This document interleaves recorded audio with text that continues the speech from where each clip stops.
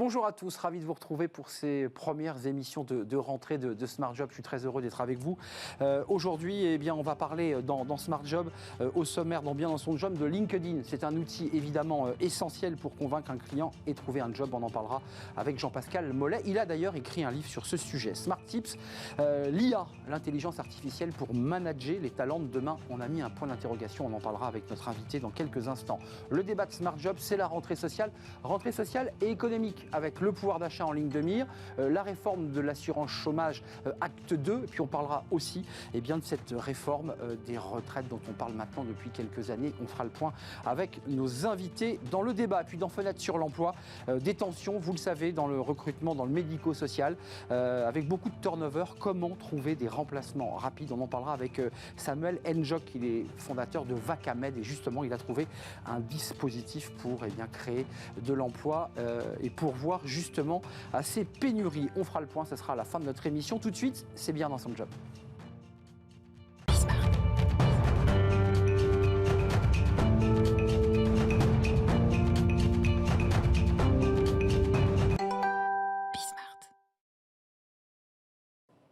Bien dans son job, bien dans ses réseaux sociaux. Ça, c'est un sujet important parce que pour la rentrée, c'est vrai que quand on démarre sa rentrée professionnelle, qu'on cherche un emploi, on a besoin de communiquer. Et il y a un réseau social professionnel, LinkedIn. Je l'ai bien dit, Jean-Pascal Mollet, ou pas? Au top. Au top. Ouais. Donc vous vous rappelez, vous étiez venu parler de LinkedIn. Vous aviez fait d'ailleurs une fiche sur mon propre LinkedIn. Et vous étiez un peu moqué de moi sur la façon dont je le disais. Je n'aurais pas osé, mais bon. Là, je l'ai bien dit. On a quand même pris 2 heures pour répéter. C'est tout à fait exact. J'ai énormément travaillé ma prononciation. Vous sortez un livre pour trouver justement des clients. Influencer LinkedIn, les éditions du coach. Alors, on vous connaît spécialiste des réseaux commerciaux. Vous en aviez parlé à la fin de cette saison dernière. Et là, vous venez de nous parler de ce réseau social. Enfin, il est très puissant, ce réseau. Hein. C'est 850 millions d'utilisateurs. Alors, dans le monde, oui, mais c'est déjà un peu plus de 23 millions de profils en France. Donc ça veut dire que quasiment tout le monde aujourd'hui a un profil LinkedIn. C'est plus de 860 000 entreprises en France. Donc ça veut dire qu'aujourd'hui, si je cherche un job ou si je cherche des clients, c'est le réseau incontournable. Et c'est un réseau qui demande de bien le connaître. Alors ce livre est très intéressant parce que, à la différence du précédent, Achetez-moi, là il y a beaucoup de participants, de gens qui sont des spécialistes, qui apportent aussi leur contribution. Il y a quand même une promesse assez incroyable. Vous dites LinkedIn est un réseau social magique. Pourquoi il est magique, ce réseau social? Parce que, alors c'est vrai que moi, quand je me présente sur ma fiche LinkedIn, je note que je suis un magicien parce que je fais apparaître les clients et vrai. les objections. Donc, c'était en lien aussi avec ça, mais magique parce que, comme tout bon magicien, quand on maîtrise les trucs et astuces, forcément, on arrive au résultat qu'on a envie d'atteindre. Alors, un peu grâce à vous, pour être honnête, puisque on entame la 3e saison de Smart Job, j'ai un peu, voire même approfondi LinkedIn, puisqu'auparavant, je n'étais que sur Twitter. Et je trouve que ce réseau social, il a un avantage, c'est qu'il est sain. Il est dans un échange positif. Il n'y a pas ce qu'on vit sur Twitter, des messages cachés, des insultes. Je trouve ça très positif. Vous le ressentez, ça aussi? Alors c'est vrai qu'il y a beaucoup moins de haters que sur quasiment la plupart des autres réseaux sociaux. Il y en a quand même quelques-uns qui traînent, parce que, évidemment, mais on reste sur un réseau social professionnel. Donc c'est vrai que, vu qu'on est à la vue de tout le monde, des gens qui nous emploient et de nos futurs employeurs et de nos clients, forcément on fait normalement attention à ce qu'on dit et comment on le dit. Il y a moins d'anonymat qu'on peut avoir sur Twitter, par exemple. Et donc, ça oblige à une sorte d'éthique, une manière de se comporter sur le réseau social qui me semble assez intéressante. Ce livre, il est destiné à qui, très concrètement? Parce qu'on va voir dans quelques instants les contributeurs, mais pourquoi vous l'avez écrit, ce livre? Alors, c'est vrai que le sous-titre, c'est pour trouver des clients ou un job. Donc, commercialement, forcément, il faut savoir utiliser LinkedIn. Et si demain, je cherche un job, il faut aussi savoir utiliser LinkedIn, parce qu'aujourd'hui, la plupart des cabinets de recrutement font leur marché sur LinkedIn. Alors Bernard Amselen, qui donne des conseils. Alors vous nous aviez donné aussi ces conseils. D'abord, il explique, on va le voir, qu'il faut d'abord commencer tout simplement par mettre une photo, basiquement. Qu'est-ce qu'on doit faire pour les béotiens là, du réseau? Oui, alors la photo, évidemment, c'est la première impression. C'est comme quand on rencontre quelqu'un. Donc si la photo, elle n'est pas souriante, si elle est lointaine, si je me trouvais beau parce que je suis allé à un mariage avec le nœud papillon, que c'était mon costume, parce que c'est ma plus belle photo, non. Voilà, une photo professionnelle, plutôt en gros plan, souriante, avec un fond assez neutre. Costume, cravate, en lien. haïtienne. Je crois qu'il faut être en lien avec le domaine professionnel dans lequel on intervient. Si je suis un créatif ou si dans le marketing, j'aurais peut-être pas la même tenue que si je travaille en banque. Caroline Mignot, contributrice, elle dit un truc assez génial, elle sort un peu de la partie très technique. Elle dit, moi, ma stratégie principale, c'est m'éclater, le plaisir se perçoit, se transmet, il est contagieux. Depuis 2 ans, j'écris presque un post par jour et je soutiens un maximum de personnes qui m'engagent. Ça aussi, c'est une stratégie de ce réseau social, c'est-à-dire qu'il y a un effet boule de neige. On écrit beaucoup, on produit beaucoup et là, on va chercher une communauté. Alors il y a 2 choses. Effectivement, Caroline dit qu'il faut prendre du plaisir. Dès qu'on prend du plaisir dans quelque chose, forcément, on a envie de le faire. Si ça devient une contrainte et que ça devient quelque chose que je dois faire, ça fonctionne moins bien. Et puis, votre question, c'était... J'ai perdu. Le fait de s'éclater, le fait de créer du lien par une communauté. On publie beaucoup et on enchaîne évidemment une communauté qui commence à vous suivre et donc ça devient évidemment très attractif. Et d'être présent, quand elle dit j'essaie ou je publie un post par jour, moi je dis c'est comme en amour, loin des yeux, loin du cœur. Donc si pendant 1 mois, 2 mois, on ne publie plus, même si on a une grosse communauté, les gens passeront à autre chose et vous oublient. Est-ce qu'aujourd'hui, moi j'ai le sentiment, en ayant rencontré beaucoup de recruteurs sur ce plateau, il y a quand même un gros travail de sourcing sur LinkedIn. C'est-à-dire qu'en fait, le sourcing se fait sur ce réseau. Évidemment, je vous ai dit, 24 millions de profils. Donc ça veut dire que si je suis recruteur, c'est quand même une CV Tech extraordinaire. En plus, il y a des recommandations, il y a l'explication de ce que j'ai fait, il y a aussi comment j'utilise les réseaux sociaux. Si moi demain je dois recruter un commercial, je vais regarder comment il utilise les réseaux sociaux. Il y a pas mal d'outils parce que il est assez complexe ce réseau social, l'air de rien. Il est basique au départ et puis on peut l'approfondir. On peut mettre ses publications, on peut mettre des choses qu'on a publiées. On peut mettre aussi quoi, des lettres de recommandation. Je sais pas, c'est utile ou pas ça? Oui, alors sur son profil, on peut demander des recommandations ou à des gens avec qui on a travaillé ou à des clients. Donc qui apparaissent sur le profil en fin de profil. Donc évidemment, c'est important. Il faut publier. Alors on peut publier des posts, on peut publier ce qu'on appelle des carousels, qui vont être un petit peu comme un slideshow. Qu'on a au début, en fait, c'est ça, en bandeau en haut sur le, c'est ça qu'on appelle. Oui, alors en tous les cas, il y a plusieurs vignettes qui vont apparaître. C'est ça. On peut publier des vidéos, on peut tout publier, tout type de médias. Moi, ce que je conseille, c'est évidemment de varier ces types de posts. On dit followers sur LinkedIn. Oui. Vous en Abonnés, avez on dit abonnés. Vous avez combien d'abonnés, vous, par exemple? Parce que je sais que vous publiez beaucoup. Enfin, ça vous fait sourire. 130 000, un peu plus de 130 000.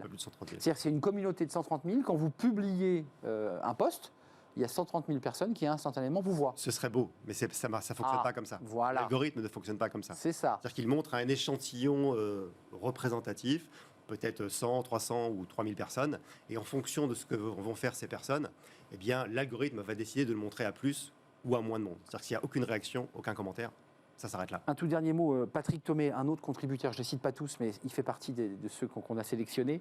Vous êtes unique, montrez-le quand vous communiquez. Juste une question avant de nous quitter. Qu'est-ce qui cartonne le plus? C'est la vidéo, c'est le fait de se mettre en vidéo, parce qu'il y a beaucoup de gens qui écrivent des posts. J'ai le sentiment que la vidéo cartonne plus. Oui, alors il faut faire des choses sur lesquelles on est à l'aise. Si on n'est pas à l'aise en vidéo, il faut peut-être pas y aller. Ce qu'il faut, c'est passer son côté humain. Donc il faut rester professionnel, mais de temps en temps sortir un petit peu de cet univers-là et parler de quelque chose de personnel. Après Achetez-moi, un nouveau blockbuster de Jean-Pascal Mollet, influencer LinkedIn pour trouver des clients ou un job, parce que dans votre domaine, on l'a trop peu évoqué, mais vous êtes évidemment dans la relation commerciale et on cherche et on trouve des clients grâce à LinkedIn. Évidemment, moi je trouve 80% de mes clients qui viennent à moi, j'ai même pas à aller vers eux. Parce que vous êtes un gros contributeur du réseau social. C'est vrai. J'ai vu que vous étiez sur Twitter aussi. Oui, mais je suis beaucoup moins présent. Beaucoup moins présent sur Twitter. Merci Jean-Pascal Mollet de nous avoir rendu visite pour cette émission. Vous revenez quand vous voulez, évidemment. L'émission vous est grande ouverte. La suite Smart Tips, on va parler, vous allez voir, d'un sujet passionnant, l'intelligence artificielle. Ça suscite parfois des débats, pour ne pas dire des polémiques. On va faire le point avec notre invité dans quelques instants.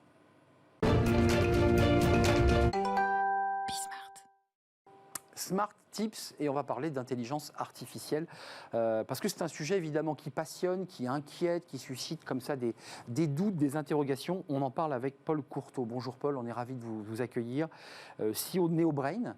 On va parler d'IA, parce que c'est un sujet qui vous tient très à cœur. Quelques mots quand même sur votre parcours, parce qu'il n'est pas anodin. Vous avez 26 ans, vous avez fait Harvard Business School, et vous avez créé votre première entreprise à quel âge? À 16 ans. À 16 ans. Donc vous étiez encore étudiant? J'étais encore au lycée, j'étais en terminale. Ouais. D'accord. Donc en terminale, vous montez votre boîte et vous dites à vos copains qui, eux, vont essayer d'aller en discothèque et de s'amuser, vous leur dites, attends, je suis en train de préparer le business plan. C'est ça, c'est ça. C'était intéressant. À l'époque, ça m'a permis de faire toutes les erreurs possibles de l'entrepreneuriat Oui. sans expérience. Mais voilà, j'ai tout fait en concentré.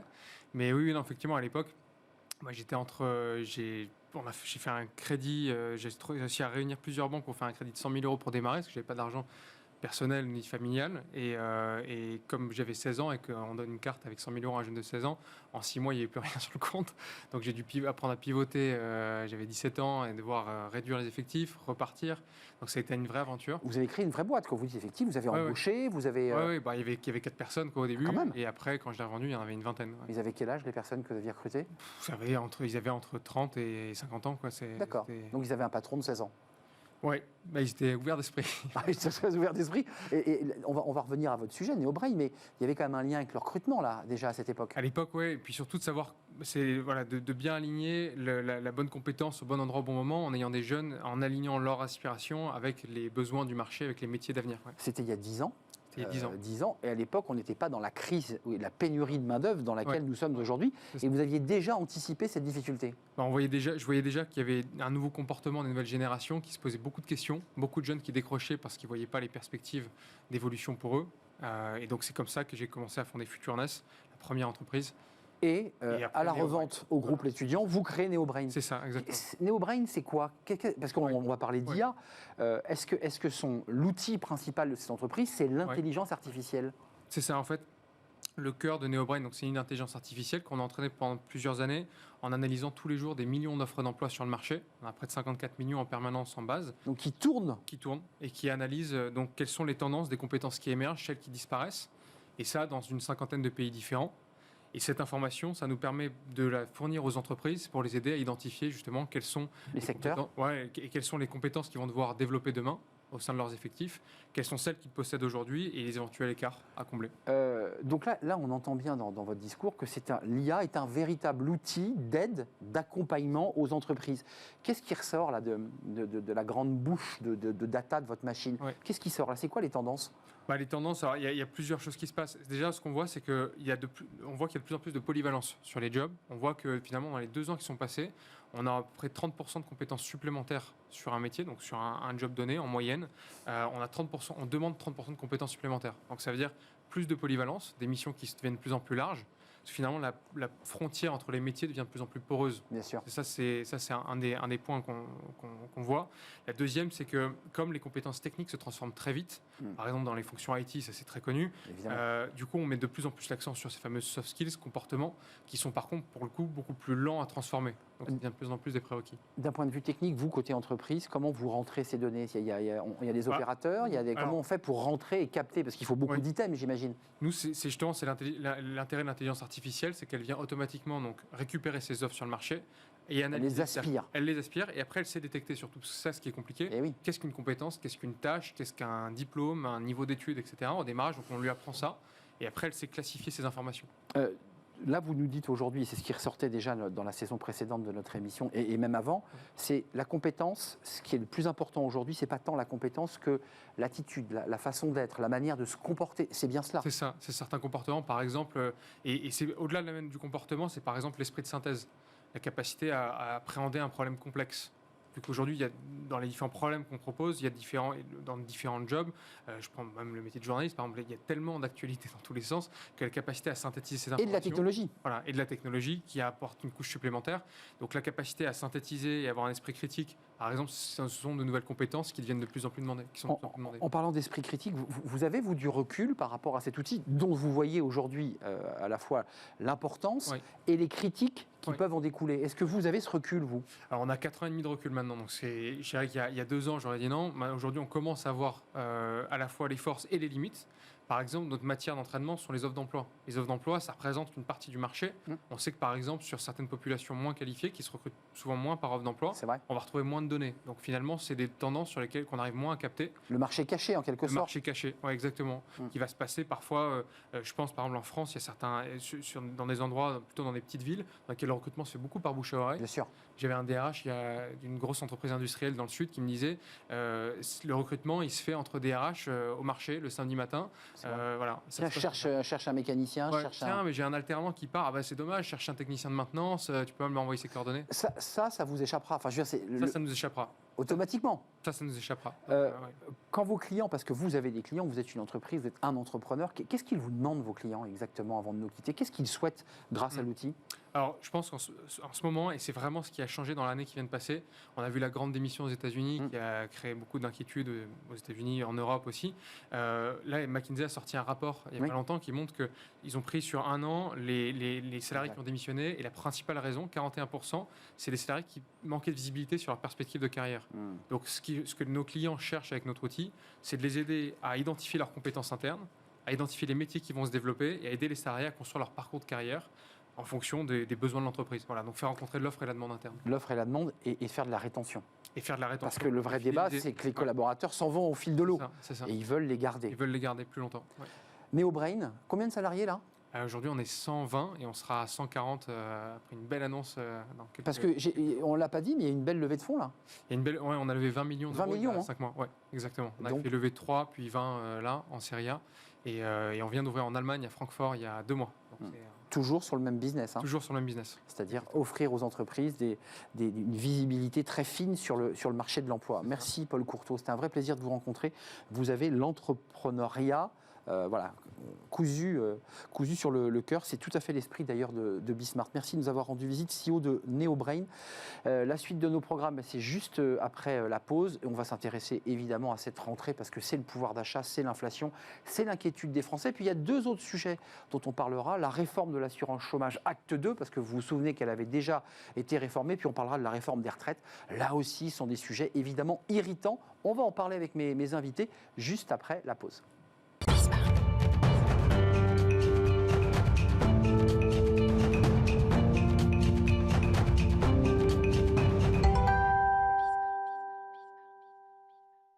Le débat de Smart Job, évidemment, on démarre avec la rentrée sociale, rentrée économique, c'est assez logique. On parle d'inflation, les salariés s'inquiètent. On va revenir évidemment sur ces sujets. On parlera de la réforme de l'assurance chômage, parce que ça y est, les syndicats sont déjà informés d'un pré-projet de loi. Ils commencent déjà à négocier. Alors, c'est pas médiatique, mais il se passe des choses sur ce sujet. Et puis un autre sujet, alors celui-ci, ça devient presque un serpent de mer, c'est la réforme des retraites, parce qu'on en parle tellement qu'on a l'impression que cette réforme n'arrivera jamais, tellement on en parle. Et on va en parler avec mes invités. Véronique Reissoult, merci d'être avec nous, présidente de Backbone Consulting. Alors, c'est un travail vraiment d'analyse, de communication, mais aussi d'analyse des Français sur les réseaux sociaux, leur état d'esprit, à travers des sondages, notamment, on en parlera peut-être. Et surtout beaucoup d'observations avec des outils. C'est ça. De l'intelligence artificielle.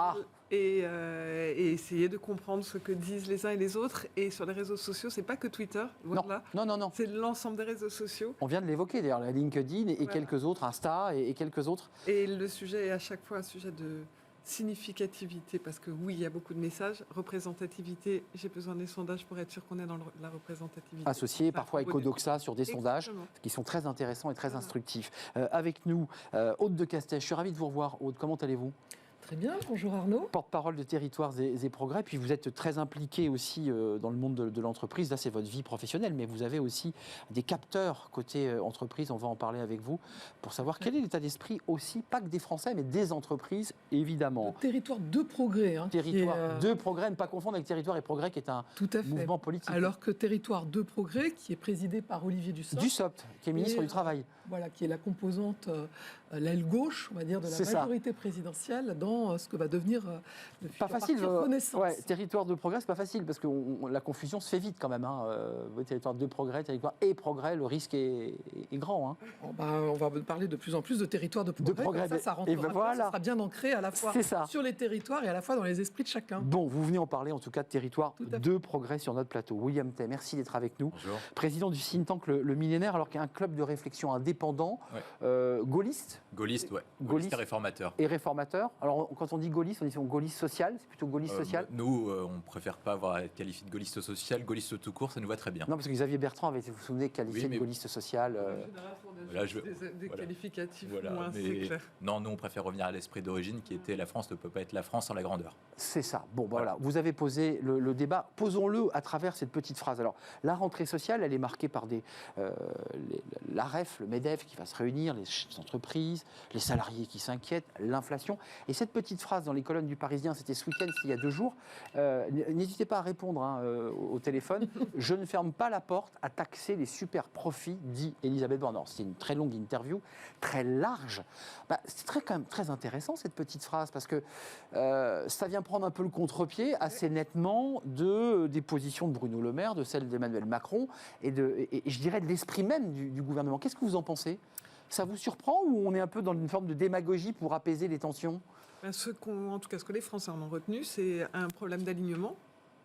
On a une réalité de 2 paroles qui ne sont pas tout à fait alignées, alors que ce sont normalement le Premier ministre, le Président et le ministre de l'Économie devraient quand même être alignés. Après, on va dire que le cœur des Français, dans leur grande globalité, a plutôt penché vers les propos de la Première ministre que vers les propos du ministre de l'économie. Je sais pas ce qu'on veut dire, on les comprend. Enfin, c'est assez facile, on tacle les super profits et puis on règle l'affaire. Et puis, il y a un sujet de symbolique. Et on sait qu'en communication politique, en communication globalement, mais en communication politique a fortiori, les symboles, c'est fort. Les super profits, on n'a pas dit profit, on a dit super profit. Et puis ensuite, dans les super profits, et là, ce sont les entreprises, la voix des entreprises importante, mais c'est le sujet des profiteurs des périodes difficiles que nous avons traversées. Ceux qui ont gagné leur vie, leur vie sur le Covid. Et donc, du coup, pour les Français, c'est difficile. En plus, à l'aune d'une rentrée, on va en parler, qui va être difficile, où on est déjà en train de leur dire qu'il va leur faire des efforts. Ils ont un peu du mal à entendre le fait que non, les super profits ne seront pas taxés. Donc oui, l'interview de la Première ministre dans Le Parisien a extrêmement bien fonctionné et les messages sont bien passés. Oui, c'est un contre-pied. Vous en pensez quoi, Aude de Castet ? Il faut les taxer, ces super profits. Les super profits, pas les profits, les super profits. Oui, il faut bien préciser que ce sont les super profits, d'autant que la France est quand même la championne d'Europe des super profits, des dividendes. On a eu les chiffres qui sont tombés au mois de juillet, plus de 33% de distribution, de redistribution des dividendes. Alors, il faut mettre ça quand même en perspective. Il s'agit finalement des dividendes versés en 2021. En pleine période Covid. Juste après le premier épisode Covid. Mais du coup, effectivement, pour la population, c'est assez insoutenable. Mais excusez-moi, je vous pose la question et je veux vous entendre parce que vous avez retiré le mot social au mot gaulliste, mais je veux vous entendre. Est-ce qu'on n'est pas en train de raser un peu gratis, là ? Est-ce que c'est pas un peu facile comme ça ? Il y a un effort collectif. Super profit, on rase gratis, on va... Ce qui est compliqué, c'est qu'on n'a pas déterminé la notion de super profit. Ben oui. Qu'est-ce qui est profit et qu'est-ce qui est super profit ? Ce qui est profit, on le sait. Ce qui est super profit, c'est moins clair. Donc pour moi, on rase pas gratis. C'est juste déterminer la réalité de à quel moment... Quel est le curseur ? On les connaît, les entreprises, quand même. Oui, on les connaît. Il y en a Total Énergie. Total Énergie, il y a aussi LVMH, il y a BNP Paribas. CMH, CGM, à qui on a demandé de recapitaliser Air France. Ceux-là doivent passer à la caisse. Écoutez, de toute façon, déjà, il y a eu une annonce de la Première ministre, et je pense que dans les jours qui vont venir, elle va repréciser et très certainement donner une définition de ce qu'est super profit. William Tay, au moment où la CGT et quelques autres syndicats annoncent une manifestation le 29 septembre, c'est-à-dire vraiment pour... Il y a le 22 septembre et le 29 septembre, pour évidemment relancer je mets des guillemets, ce mouvement social. Vous en pensez quoi de cette idée de la Première ministre ? Parce que c'est vrai qu'elle vient prendre un peu le contre-pied du discours ambiant, qui est de dire on protège les entreprises, il faut créer de la richesse, de la valeur. Puis là, tout d'un coup, paf, le Parisien, on taxe les super profits. Moi, je pense que le gouvernement fait face à 2 temporalités qui sont contradictoires en termes d'objectifs de politique publique. La première temporalité, c'est la gestion de crise, et la deuxième temporalité, c'est construire la France à long terme, éventuellement à travers le Conseil national de refondation. Je pense que les 2 objectifs sont contradictoires les uns avec les autres. Parce que quand vous voulez gérer une crise, et on l'a vu notamment de la crise financière, notamment menée par Nicolas Sarkozy entre 2008 et 2012, vous gérez la crise, et il y a un élément qui est important en France, c'est le principe d'égalité. On a une passion pour l'égalité, Tocqueville l'avait très bien décrit en France. Et si vous voulez gérer cette crise, il faut répartir l'effort équitablement et justement. Par contre... Participation, intéressement, ça doit vous dire quelque chose, ça, c'est le général de Gaulle. Éventuellement, mais la difficulté qu'ils ont, c'est qu'en fait, quand vous regardez ce qu'on appelle les super profits, les entreprises comme Total, est-ce que Total, sur le marché concurrentiel mondial, fait plus de bénéfices que Shell, que ExxonMobil, etc. Et donc, du coup, comme on vit une transition énergétique, une mutation des économies globales, est-ce que ces entreprises vont pouvoir faire face en termes de concurrence, en termes d'investissement par rapport à ces entreprises? C'est l'argument du patronat, d'ailleurs, du MEDEF. C'est l'argument, mais je pense que c'est deux objectifs qui sont contradictoires. Et si on met en place cette super taxe sur les super profits, est-ce qu'on arrivera à revenir dessus dans 2 ans ou dans 3 ans, lorsque l'économie reviendra à la normale? L'élastique revient on jamais. On sait qu'en France, traditionnellement, lorsqu'on met une taxe, on revient rarement dessus. Ouais, ça c'est vrai. Quand même, la phrase d'Emmanuel Macron, parce qu'elle est venue aussi doucher les Français, on était à peine sortis des vacances, certains n'avaient pas repris le travail, que démarre ce premier Conseil des ministres, et puis bon, tout ça fait mis en scène, bien entendu. Nous vivons, et cela pas simplement depuis cet été, ces dernières années, la fin de ce qui pourrait apparaître comme une abondance globalement du sang et des larmes pour la rentrée. L'inflation va continuer à progresser. C'est quoi? C'est pour un peu nous mettre dans la marmite bouillante? Comment vous avez regardé cette phrase du président de la République? C'est anxiogène quand même, hein?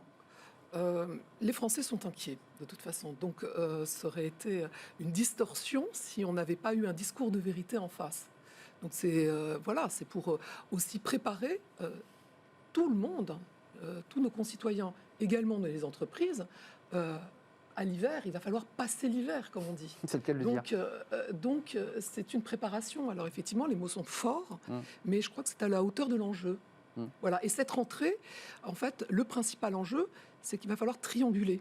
Effectivement, c'est tout à fait le mot. Il y a la transition écologique à mener de front avec le maintien de nos dépenses publiques et également soutenir le pouvoir d'achat. Et donc cette triangulation, ça va être véritablement l'enjeu de cette rentrée et plus largement des mois à venir, bien évidemment. Les Français, parce que vous les sondez sur ce sujet-là, qu'est-ce qu'ils disent là? D'après vous, quel est le volume de messages qu'il y a eu juste sur ce ça devient colossal. Abondant depuis le 24, 450 000 messages juste sur cette phrase. Et après, globalement, le premier sujet, vous disiez, les Français sont inquiets. Il y a 2,5 millions de messages sur le sujet de gaz, électricité, économie, d'énergie, trucs et astuces. Comment on va s'en Donc sortir. ça, c'est le centre, de l'angoisse. Après, dans les 450 000, il y a à peu près la moitié qui sont factuels, qui reprenaient les propos. Mais le principal reproche n'était pas qu'il ait dit ça, mais qui était, OK, et du concret, c'est ce que vous dites. Hein. Du coup, on fait quoi? Quelle est la vision? Quelles sont les mesures? L'impression qu'on nous a donné un diagnostic un petit peu angoissant, mais dans le fond, les Français étaient plutôt d'accord sur le fait que c'est bien d'avoir un discours de vérité. Mais ensuite, derrière, quoi? Et c'était pour ça que 450 face à 2,5 millions, dans les 2,5 millions, les Français, ils essayent de trouver des solutions, ils discutent, ils échangent. Ils veulent du concret. Ils veulent du Alors, je rappelle quand même. Jusqu'à se donner des trucs et astuces sur comment gagner de la économiser un peu, sans s'équiper, donc pousser votre frigo du mur parce que je sais pas quoi. Enfin, c'est extrêmement concret parce qu'ils sont inquiets et que voilà, sur ce sujet de la fin de l'abondance, je mets de côté les sarcasmes sur la réalité d'une petite déconnexion entre les propos et les actes. Mais c'était un manque de vision et donc ils se le donnent entre eux. William, on va parler de la réforme de l'assurance chômage. J'espère qu'on est en train de parler des retraites, mais vous reviendrez, parce qu'il y a beaucoup de sujets. Mais sur cette question, la cristallisation, ces Français sont des salariés. Il faut quand même le préciser à ceux qui nous regardent. On fait une émission sur l'emploi. Ils sont salariés et ils se disent, moi, en bout de chaîne, j'ai une inflation alors qui est bien située. Il faut quand même leur dire. La France, quand on a vu ce tableau arriver, c'est l'Estonie qui est en tête. Les Allemands sont plus hauts que nous. Ils sont largement au-dessus. Les Français se situent vraiment tout en bas. Notre inflation est moins forte qu'ailleurs. Mais enfin, elle suscite quand même de l'inquiétude. Et on peut rajouter, s'il vous plaît, Arnaud, que l'INSEE a chiffré que si nous n'avions pas eu les boucliers énergétiques et la politique du quoi qu'il en coûte et tous les dispositifs que le gouvernement a déployés, même avant l'inflation, qui nous coûte cher, on aurait 2 points d'inflation en plus. Donc il faut quand même... Donc on serait au niveau des Allemands. Les Français, ils le voient, ça. Enfin, ils le voient. Ne serait-ce parce que nous sommes protégés. Ils se comparent beaucoup à l'étranger, en particulier par rapport aux Anglais. Et aux Anglais, oui. Surtout les Anglais. Qui ne payent plus. Vous avez vu la facture de gaz. Là, certains ont fait une pétition, ils ne la payent plus. D'où le fait qu'ils cherchent des trucs et des astuces et des choses extrêmement concrètes pour là tout de suite réduire, mais ils ne demandent pas forcément toujours William, le soutien de... Vous voulez me faire le lien? Je vous accompagne à le faire d'ailleurs. On nous dit que la réforme de l'assurance chômage, c'est aussi une manière retrouver des marges. Alors évidemment pour relancer la question de l'emploi, mais aussi retrouver des marges, relancer l'économie, qu'on en a besoin, qu'il faut faire des réformes. En fait, il faut être précis sur la réforme d'assurance chômage. Emmanuel Macron avait déjà réformé l'assurance chômage, sauf que là, il le complète parce que vraisemblablement la crise va durer plus longtemps que ce qu'il imaginait en 2020-2021 et qu'en fait, il ajoute un volet qui est ce qu'on appelle conjoncturel. C'est-à-dire qu'en fait, la réforme d'assurance chômage va peser et va être beaucoup moins incitative lorsqu'on est en période de croissance et va être beaucoup plus protectrice lorsqu'on est en période de crise économique. Et moi, je pense que c'est un bon levier, même si les syndicats, pour l'instant, sont contre. Mais de toute façon, les syndicats sont souvent contre toute réforme de l'assurance chômage et toute réforme des retraites. De toute façon, à chaque fois qu'on pourrait se lâcher, notamment. Et donc, du coup, on n'a pas le choix que de le faire dans la mesure où ça permet d'instiller toujours le bon remède pour Emmanuel Macron. Quand le marché va bien... libéral quand le marché va bien et par contre protecteur quand on est en marché déficitaire et donc du coup quand on est en récession économique. Et je reviens sur la question de l'abondance et du quoi qu'il en coûte. Ouais. Je pense notamment... Ça nous a touché quand même. Hein. Je pense en fait ce qui s'est passé, c'est que normalement la campagne présidentielle doit avoir un effet catalyseur auquel on débattait de tous les sujets. Là on ne l'a pas eu et Emmanuel Macron... C'est la campagne qui joue là. C'est la campagne qui joue et Emmanuel Macron, à la différence de ses ministres, tient une tonalité qui est plus forte parce que lui il n'a plus d'aspérité politique dans la mesure où il ne peut pas se représenter en 2027. Alors que ses ministres essayent de colmater. Donc il peut tout dire quoi.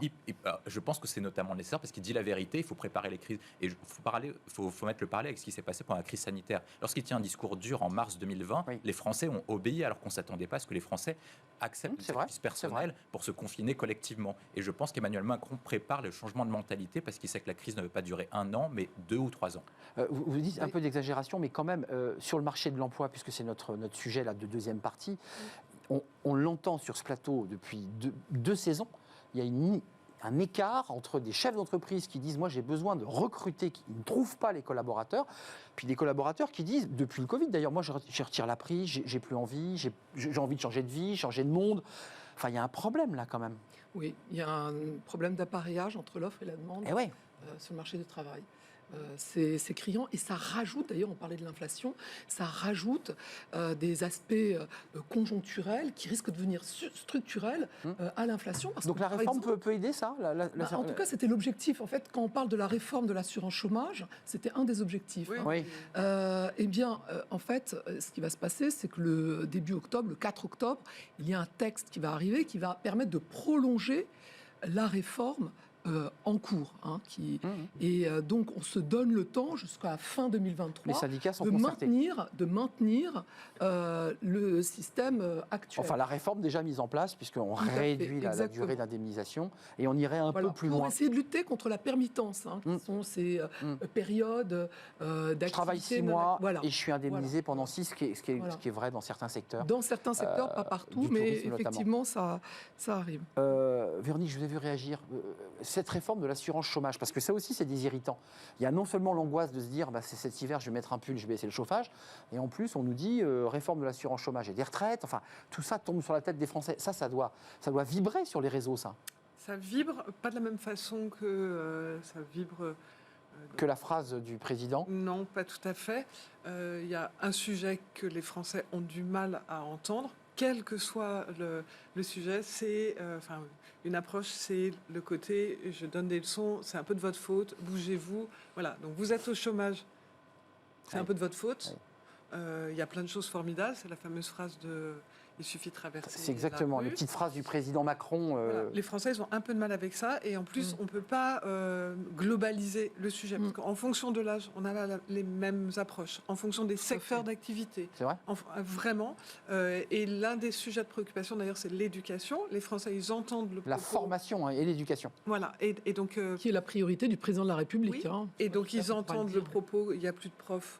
Il n'y a plus de professionnels, mais les réponses qui sont données ne sont pas non plus à la hauteur de la réalité de la reconnaissance pour ces professionnels. Parce qu'il faut voir que quand même, là, je regardais ce matin dans les trucs où ils sont bien énervés, c'est les professionnels de la petite enfance. Je vous conseille d'aller regarder sur les forums et sur Facebook la colère qui monte, parce qu'on vient de dire, en fait, comme on a besoin de professionnels, ce qu'on va faire, c'est qu'on va prendre des gens motivés. Il y a des gens qui ont fait 3 ans d'études et on est en train de les bafouer, en train d'expliquer, en fait, c'est pas grave, gardez des petits... Secteur pénurique, il faut le rappeler. Donc, il y a une galère de recrutement dans ce secteur. Et donc, la galère de recrutement, la réponse, elle n'est pas de nier la réalité de ceux qui sont là. Donc, en fait, il y a une espèce de décalage tout le temps qui est un peu complexe et on ne peut pas juste Ah répondre. oui, aux oui, non, mais je ordres disais que du c'était Aude, un l'un mot des et William. objectifs, mais je ne suis pas sûre d'abord Que ce qu'il ait soit été atteint. atteint. Et effectivement, la question de l'appareillage entre l'offre et la demande d'emploi, elle est multifactorielle. Hein. Et il y a aussi, et ça je me permets de faire un focus particulier parce que ça me tient à cœur, la question des bas salaires et de celles et ceux, et quand je dis celles et ceux, c'était majoritairement des femmes qui étaient en deuxième ligne au moment du Covid, qu'on applaudissait, et C'est vrai. l'augmentation, la revalorisation de leur salaire peut-être aussi permettrait, vous parliez des métiers de la petite enfance, il y a aussi les métiers de ce qu'on appelle joliment les métiers du lien, toutes les aides à domicile, Bien sûr. 90% de femmes, quand vous savez qu'elles ont moins de 800 € par mois, elles Salaire. sont bien souvent 90% de femmes, bien souvent en temps partiel, Temps partiel, absolument. non choisi, pour 1 sur 2, qu'elles cotisent On ne par peut- rapport- on ne par tient rapport- pas. elles cotisent à la retraite et qu'elles ne valident pas leur trimestre de retraite. Donc il y a encore des trous dans la raquette, et ça, il faut repriser, hein, c'est évident. William Tay, pour conclure, on ne va pas parler retraite, vous avez vu, on n'a pas le temps, il nous reste moins d'une minute. Cette rentrée, elle vous inquiète ou pas? Vous vous dites, après tout, il faut essayer de porteur d'optimisme et essayer d'avancer, qu'on soit chef d'entreprise ou qu'on soit salarié, il faut avancer. Je pense que la situation sera dure, que le président de la République avait raison de rester. À vous aussi, vous êtes sur la tonalité. Moi, je trouve qu'il a tout à fait raison. Bellin. Je trouve qu'il a tout à fait raison de le faire. Et surtout, on a eu du mal il a eu du mal à décrire un récit, à écrire un récit aux Français. Je pense que les Français ont montré dans les périodes d'adversité qu'étonnamment, contrairement à tout ce qu'on entend, je pense qu'il y aura très peu de révoltes sociales. Il y aura des mobilisations syndicales pour défendre des intérêts sectoriels sur l'assurance chômage, Corporatistes. sur les retraites, mais qu'il y aura. Ouais. C'est peu probable qu'il y ait un mouvement des Gilets jaunes. Je vais expliquer pourquoi. Parce qu'en fait, le réceptacle des Gilets jaunes est désormais à l'Assemblée nationale, parce que vous avez des C'est partis vrai. comme la France Insoumise et Rassemblement national Qui ont des représentants. capables de porter leur expression populaire. C'est le premier élément, alors qu'ils ne pouvaient pas le faire lorsque Emmanuel Macron avait une majorité dite absolue. C'est vrai. Le deuxième élément, c'est qu'en fait, la crise sanitaire a anesthésié tout le débat économique et tout le débat idéologique, et on a vu qu'à chaque fois, on a eu que quelques manifestations, mais c'était principalement sectoriel, C'est vrai. des personnes anti-vax. Et je pense que les Français vont comprendre si par cas on leur dit la vérité. Et je rejoins ce que vous avez dit. Le principal pour Emmanuel Macron sur la réforme des retraites et l'assurance chômage, c'est de dresser un diagnostic, mais de ne pas dresser des leçons. Je vais reprendre un point sur la réforme de l'assurance Ce chômage. sera le dernier. Eh ben, on a été trop caricaturaux dans la mesure où en fait on a des tensions d'emploi, par exemple sur la restauration. Clairement. Mais est-ce que les personnes qui sont actuellement au chômage habitent au même endroit que les lieux où on propose des emplois de Non. restauration? C'est là où il y a une mobilité géographique à voir. Évidemment. Et je pense que sur ce point-là, on doit inciter au travail des étudiants et des jeunes. Je suis d'accord. Et au niveau des salaires, parce qu'on On arrive à fera un le débat accord, et vous reviendrez, j'espère. globalement. Mais le niveau des salaires reste Ouais. un vrai sujet dans certains secteurs, notamment de la Très, petite très, enfance, ouais. qui reste des salaires encore trop bas. Et vous l'évoquiez. Merci Aude de Castel d'être venu nous rendre visite, porte-parole de Territoire de Progrès. Je ne me suis pas trompé. Merci d'être venu. Merci à vous, Véronique Reissoult. Vous auscultez, vous expertisez ce qui se passe chez les Français à travers les réseaux et pas seulement. Vous êtes à la tête de Backbone Consulting. Et merci à William Tay. Vous êtes président du think tank Le Millénaire. Vous revenez quand vous le souhaitez. Évidemment, on va terminer par un sujet dont on a parlé. On va parler dans quelques instants dans Fenêtre sur l'emploi de cette pénurie et de ce turnover dans les secteurs du médico-social. Et ça pose d'énormes difficultés. On en parle dans Fenêtre sur l'emploi.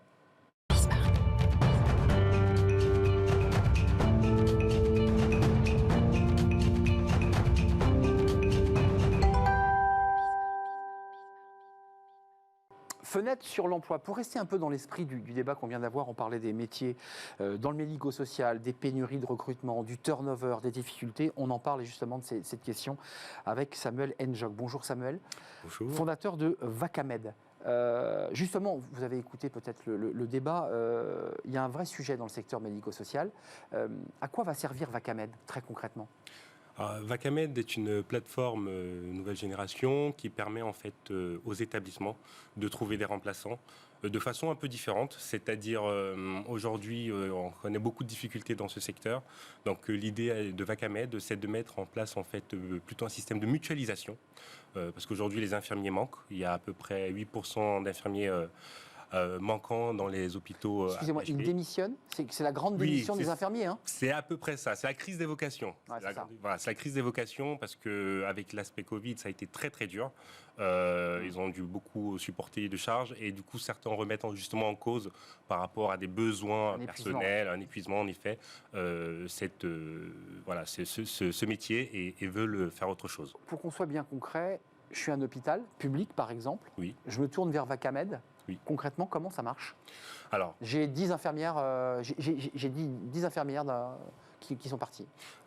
comment ça fonctionne ? Aujourd'hui, ce qu'on fait, c'est que nous, on va prendre vos besoins, on va lister vos besoins. Nous, on a déjà en amont une liste de vacataires, d'infirmiers qui sont inscrits sur notre plateforme, sur notre base, qui sont eux, par contre, disponibles pour D'accord. compléter des équipes, pour faire des remplacements.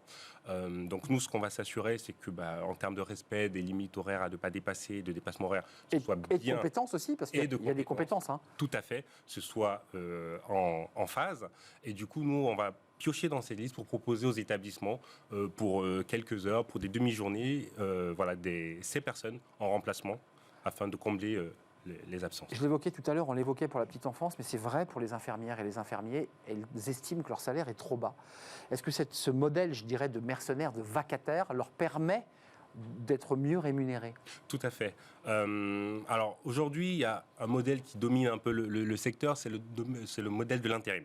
Aujourd'hui, Vacamed ne se présente pas sur ce modèle-là parce que pour les établissements, ça représente quand même un coût. Et nous, on choisit d'avoir un autre modèle, justement par le biais de la digitalisation, pour avoir un coût moindre pour les établissements. Mais tout à fait, pour les professionnels, les infirmiers, c'est un moyen justement de compléter un revenu et c'est ça qui les attire. Non, mais c'est une information importante que vous nous dites. Vacamed n'est pas une agence d'intérim qui a les coûts que va supporter l'entreprise lorsqu'elle en a besoin. Hein. Vous avez réussi, et le défi, c'est de baisser les coûts, en fait. Hein. Tout à fait. C'est de baisser les coûts pour les établissements. On travaille notamment aussi beaucoup avec le secteur médico-social qui a aussi des difficultés à tirer sur les budgets. Et donc, on a voulu une solution qui permette aux établissements de pouvoir se permettre des remplacements, on va dire, constamment. C'est-à-dire parce que souvent, ce qui se passe aujourd'hui avec l'intérim, malheureusement, c'est que en fait, les établissements vont recourir à un remplacement si vraiment c'est indispensable et vont pas forcément chercher à y recourir pour des petits remplacements sur des courtes durées. Mais cela n'empêche que ça affecte le service. Et la prestation. Concrètement, la durée de vos remplacements, vous évoquiez des périodes très courtes. Est-ce que vous êtes aussi sur des périodes longues où on vous dit j'ai besoin pour 6 mois, ou est-ce que c'est vraiment ponctuel, on a besoin pour 2 jours d'une personne? Comment ça marche? C'est quoi les durées de remplacement? Alors en moyenne, ça va de 2 jours à une trentaine de jours, en moyenne. Pas plus? En moyenne, pas plus. Après, sur notre plateforme, on a des personnes qui s'inscrivent pour avoir qui recherchent aussi du temps plein parce qu'ils veulent changer d'établissement et ça leur permet de trouver des établissements. Mais notre cœur de métier, c'est plutôt de la courte durée. Le profil de ceux qui font ces remplacements, c'est des gens qui veulent se donner du temps, c'est qui ne veulent plus être à temps plein justement et qui ont d'autres activités. C'est qui ces personnes qui font des remplacements comme ça au pied levé, comme on dit? Alors ces personnes, ça va être en effet des infirmiers. Alors il y a plusieurs types de profils, plutôt 2 principaux. Les infirmiers qui vont être déjà en activité mais qui vont chercher un complément de revenus. C'est ça. Infirmiers, aides-soignants et autres métiers. On en revient, vous voyez, au complément de revenus. Hein. Voilà, au complément de revenus. Et il y en a d'autres, en effet, qui, par besoin d'organisation, par besoin d'un meilleur équilibre vie pro, vie privée, vont plutôt chercher à avoir justement une espèce de plateforme comme ça qui va leur permettre d'avoir des vacations quand ils ont envie, quand ils en ont besoin, et pas nécessairement sur un planning un peu plus rigide. Objectif principal de l'année 2022, c'est pas uniquement les hôpitaux, c'est aussi les structures de santé et du social. Hein. Là aussi, où il y a une énorme difficulté de recrutement. En effet, sur ces secteurs-là, il y a vraiment de grosses difficultés. Alors, notamment sur les postes d'éducateurs spécialisés, moniteurs, éducateurs, il y a vraiment un gros besoin. Aujourd'hui, on estime à 5% le nombre de démissions. Alors, le dernier chiffre, il date un peu de 2021, mais c'est la Nexem et la FEAB qui avaient fait une étude auprès de 60 000 professionnels et qui estimait à 5% le nombre de démissions dans ce secteur-là. Et donc, il y a aussi un besoin, les établissements sont vraiment en recherche. La question des salaires, hein. On en revient toujours à ce sujet qui est important. Merci Samuel N'Djok, fondateur de Vacamed. Merci d'avoir expliqué bien votre stratégie, parce que c'est important de dire que vous n'êtes pas une agence d'intérim. C'est la fin de notre émission. Merci de l'avoir suivi. On se retrouve évidemment demain. Merci à toute l'équipe qui m'accompagne. Merci à Benjamin à la réalisation. Merci à Thibaut pour le son. Merci à Nicolas Juchat qui m'accompagne dans l'oreille. Et merci à toute l'équipe. Je serai là demain. D'ici là, portez-vous bien, puis restez fidèles à tous les programmes de Bismart. Bye bye. À demain.